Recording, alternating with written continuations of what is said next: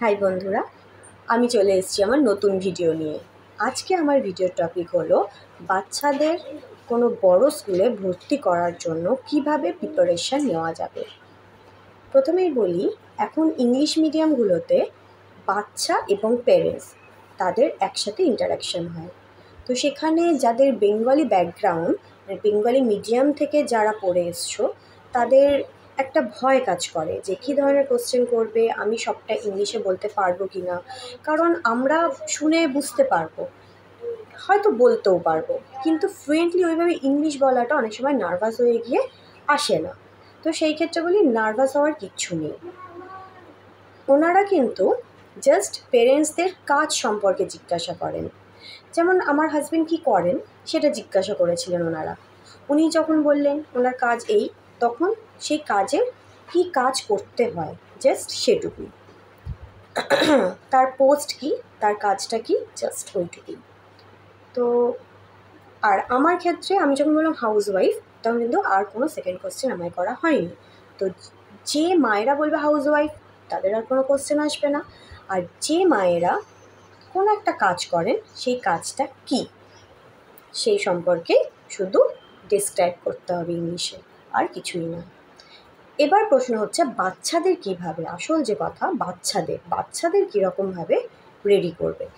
আচ্ছা, কেজি কি নার্সারিতে যখন আমরা ভর্তির কথা ভাবছি, তখন এটা মাথায় রাখতে হবে সেই ক্লাসে যা সিলেবাস তাদের সেই ধরনেরই কোশ্চেন আসবে, এমন কিছু মানে খুব টাফ কিছু না। ওনারা কি করেন, স্টেপ বাই স্টেপ কিন্তু কোশ্চেন করেন। দেখেন এই বাচ্চাটা ঠিক কতটা প্রিপেয়ার্ড আছে। যেমন ABCD দিয়ে স্টার্ট হয়, ক্যাপিটাল স্মল, সেটা কিন্তু থরলি নয়, ABCD পরপর নয়। এ যদি প্রথমে দেখানো হয় যে এটা কি, বাচ্চাদেরকে যদি এ দেখিয়ে বলেন যে এটা কি, তাহলে কিন্তু তারপর চলে আসবেন ওনারা,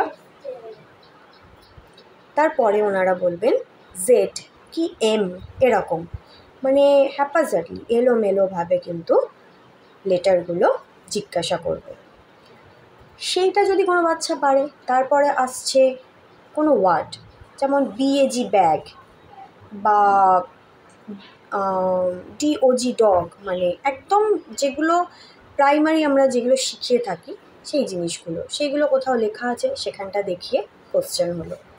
সেটাও যদি পারে, তারপর হয়তো কোনো কালার, মানে সেটাও পারবে, তার সাথে তারপর আসছে কালার, কোনো একটা কালার দেখিয়ে সেইটা কি কালার সেই।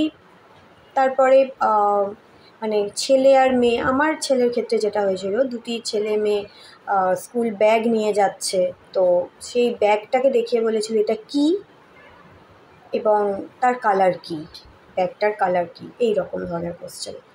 আর অনেক ক্ষেত্রে, আমার ছেলের ক্ষেত্রে কিন্তু ওনারা লিখতে দেননি, যা যা কোশ্চেন করেছে ও সবটাই পেরেছে, কিন্তু অনেকের ক্ষেত্রে আমি কিন্তু শুনেছি তারা লিখতে দেন।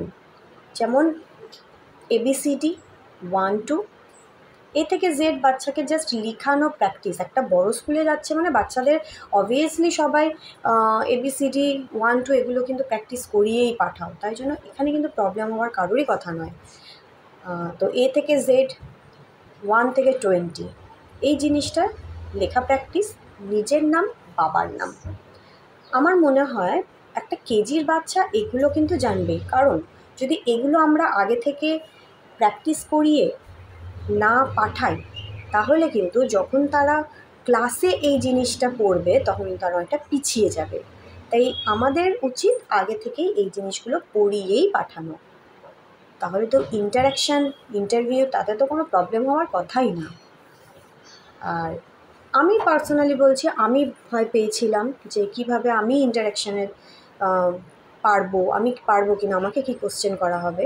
সেই সলিউশন ওটা আমি বললাম যে কিচ্ছু কোশ্চেন পেরেন্টসদেরকে করা হয় না, কারণ ওনারা জানেন বাচ্চা এখানে পড়বে, বাবা মা নয়। সেখানে কিন্তু জাস্ট বাবা মা তাকে গাইডটা দিতে পারবে কি না সেটুকু বোঝার মতো ওনারা বুঝে নিলেই ব্যাস। আর একটা জিনিস, সেটা আমি আমার ছেলেকে বলেই দিয়েছিলাম, সেটা তোমরা বাচ্চাদেরকে এইভাবে বুঝিয়ে দিও যে কোনো কোশ্চেন যদি যিনি ইন্টারাকশান রুমে আছেন, ফাদার বা যিনি নিচ্ছেন ইন্টারভিউটা, তিনি যদি কোনো কোশ্চেন করেন, অবভিয়াসলি ইংলিশেই করবেন, সেই কোশ্চেনটা শুনে বাচ্চারা ভাবে যে আমি এটা ইংলিশে বলতে পারছি না। বাচ্চাটা কিন্তু বুঝতে পারলো হয়তো, কিন্তু ইংলিশে বলতে পারছে না বলে চুপ করে থাকে। সেই ফোর্সটা কিন্তু বাচ্চাদের করবে না যে তোকে ইংলিশেই বলতে হবে। কারণ দেখো, ওনারা কিন্তু সবটা শিখিয়ে নেবেন। একটা জিনিস ভেবে দেখো, যদি যিনি এক্সামিনার তিনি যদি দেখেন বাচ্চাটা কোনো অ্যান্সার দিচ্ছে না, তার মানে কি ওনার কাছে এটা কিন্তু ক্লিয়ার হবে না যে বাচ্চাটা ওনার কথাটা বুঝতে পারছেন কি না। কিন্তু বাচ্চাটা যদি হিন্দি কি বেঙ্গলি যাতেই হোক অ্যান্সারটা দেয়, তাহলে অ্যাটলিস্ট উনি এটা বুঝতে পারবেন যে বাচ্চাটা হয়তো বলতে পারছে না কিন্তু ইংলিশটা বুঝতে পেরেছে। সেটা কিন্তু বুঝতে না পারার একটা স্টেপ এগিয়ে থাকছে।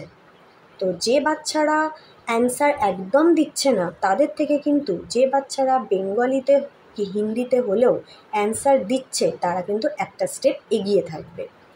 তাই জন্য যখন কাউন্সেলিং হবে, তাতে কিন্তু একদম না পারা বাচ্চার থেকে এই বাচ্চারা এক স্টেপ এগিয়ে থাকছে। তাই জন্য বাচ্চাদের বারবার করে এটা বোঝানো দরকার তারা যেন চুপ না থাকে। তারা বাংলাতে না পারলেও তারা বাংলাতে বলুক, হিন্দিতে বাংলাতে তারা বলুক, ইংলিশে যদি নাও পারে তাতে কোনো অসুবিধা নেই। ইংলিশেই যে বলতে হবে ওদেরকে সব কিছু, তার কোনো মানে নেই। তারা অ্যান্সারটা যেন অতি অবশ্যই করে। হ্যাঁ, ফার্স্ট প্রায়োরিটি ইংলিশে বলা। যদি বাই এনি চান্স না পারে, তখন যেন চুপ না থাকে। আর আমরা আগেকার দিনে যখন ইন্টারভিউতে যেতাম, তখন অনেক অনেক কিছু, কিসে করে এসছো, কী খেয়ে এসছো, অনেক রকম আমাদেরকে প্রেশার দেওয়া হতো। ওদের কিন্তু এসব কোনো প্রেশার নেই। ওনারা জাস্ট দেখেন বাচ্চাটা স্মার্ট কিনা, কীভাবে কথা বলছে, একটা স্মার্টনেস আছে কিনা এই বাচ্চাটা, এবং বাবা মা একে গাইড দিতে পারবে কিনা, অ্যান্ড বাচ্চাটা ওনারা যে যে কোশ্চেনগুলো করছেন সেগুলো স্মার্টলি অ্যান্সার দিতে পারছেন কিনা, এই জিনিসগুলোই কিন্তু ওনারা দেখেন। আশা করি আমি কিছুটা হলেও হেল্প করতে পারলাম।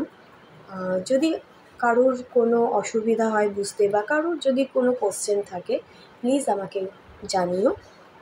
আর ভিডিওটা ভালো লাগলে অতি অবশ্যই লাইক করো, শেয়ার করো, যাতে আমি যাদের চিনি না সেই সব মানুষদের কাছেও এই ভিডিওটা পৌঁছে যায়।